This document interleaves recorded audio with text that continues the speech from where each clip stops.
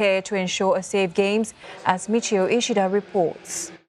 One major decision that was expected to be made is about spectators at the venues of the Olympic Games.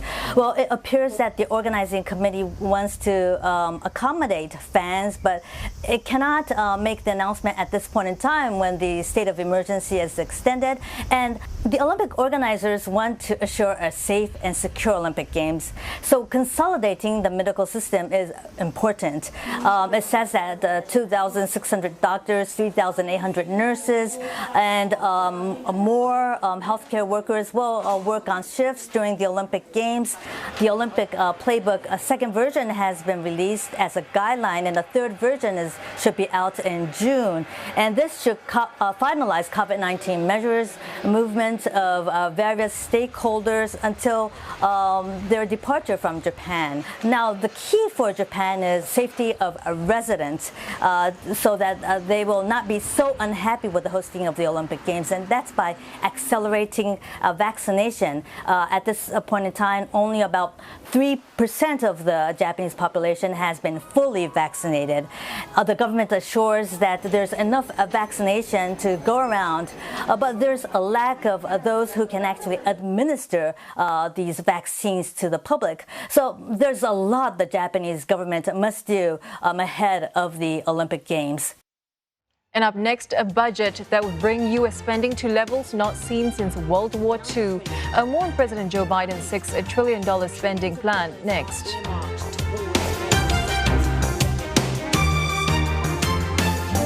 Have fun while breaking a sweat on your next visit to Gangnam. Enjoy the weightlessness of bungee fitness, or learn the health benefits of pole dancing. So don't miss the opportunity to feel the burn with the latest workout trends in Korea. Gangnam Insiders Picks, Sunday on CNA. This program is brought to you by the Gangnam-gu office.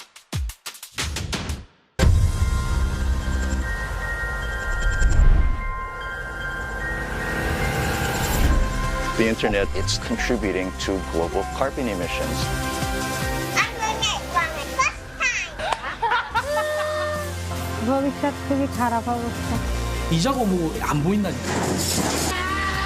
This is like the iPhone of 1902. We collect information from the landscape. She's my wife, she is dying, please help. It's majestic. I finally made it to the realm of the gods.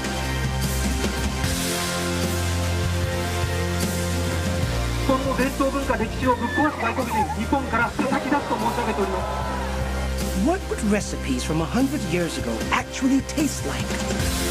That's our model. Sabi ito mga sakila ini bentaun. These animals can carry infectious diseases. But what if we could go wherever we wanted without leaving the house?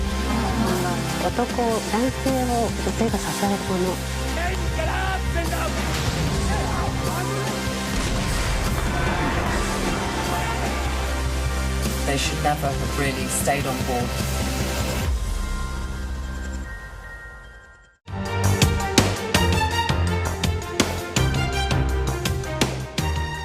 China has lashed out at the U.S. for criticizing Hong Kong legislature. The city's government recently approved a bill to overhaul the territory's political system.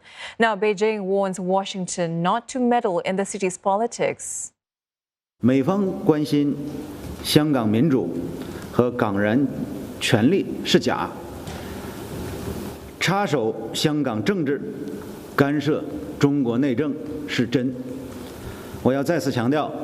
香港是中国的特别行政区，包括选举制度改革在内的香港事务，纯属中国内政。Hong Kong lawmakers on Thursday approved changes that will reduce the proportion of seats filled by direct elections. It will expand the LegCo from 70 to 90 seats, but only 20 of these will be directly elected, down from 35. A new body will also be empowered to vet candidates. Now, the body will work with national security authorities to ensure those standing are loyal to Beijing. U.S. Secretary of State Antony Blinken accused China of undermining the democratic institutions in the territory with these changes. He also called on Beijing and Hong Kong's authorities to drop charges against everyone arrested under the national security law. Now, the White House has announced it will impose sanctions on Belarus for the arrest of dissident journalist Roman Protasevich. Washington is also working with the European Union on a list of targeted sanctions aimed at key allies of Belarus President Alexander Lukashenko. Mr. Lukashenko is currently in Russia to seek assistance from Mr. Putin as tensions intensify with Europe. Many European nations have imposed flight bans on Belarusian aviation, with many airlines avoiding flying into its airspace.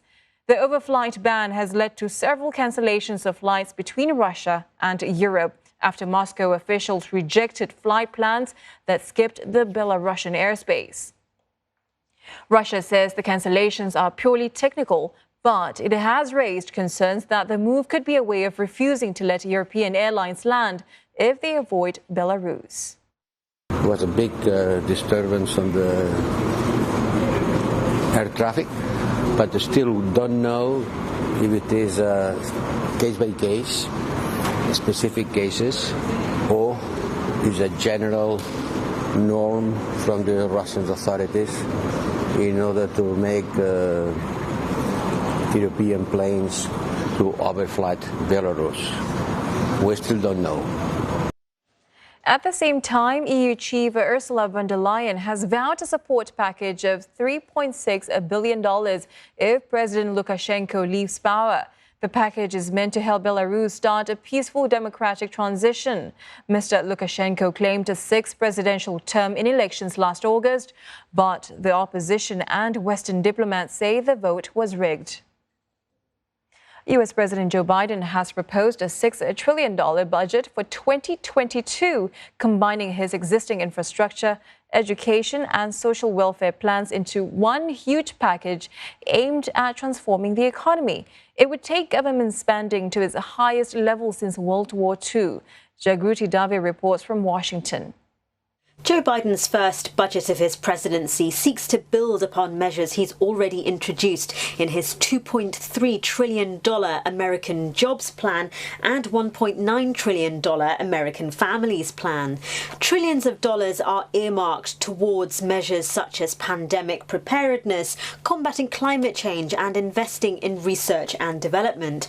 Annual government spending is expected to rise to $8.2 trillion by the end of 2031.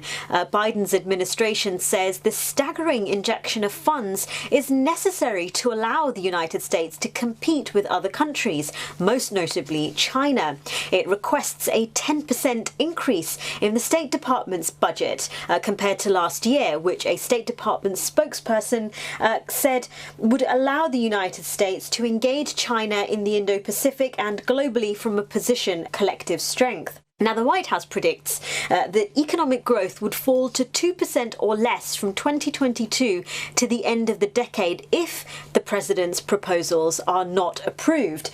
Now, it plans to pay for the budget by increasing taxes on top earners and on corporations, effectively boosting the middle classes at the expense of the rich. But Republicans are pushing back against the cost of all of this, having already raised debt and inflationary concerns regarding Joe Biden's existing jobs and families proposals. And they're also resisting what they see as unnecessary government overreach, with trillions of dollars going towards social policies such as tackling inequality and expanding health coverage.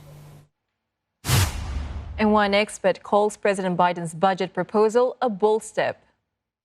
When we think about the budget proposal, This is not so much about fighting COVID, getting us to that finish line. It's about getting us to a better place than February. And if you believe, and I do, that there was a lot of inequality, there were a lot of groups, racial, ethnic minorities, less educated workers that were marginalized from the US labor market, that weren't able to have their full potential, that's who this budget is trying to support. And in particular,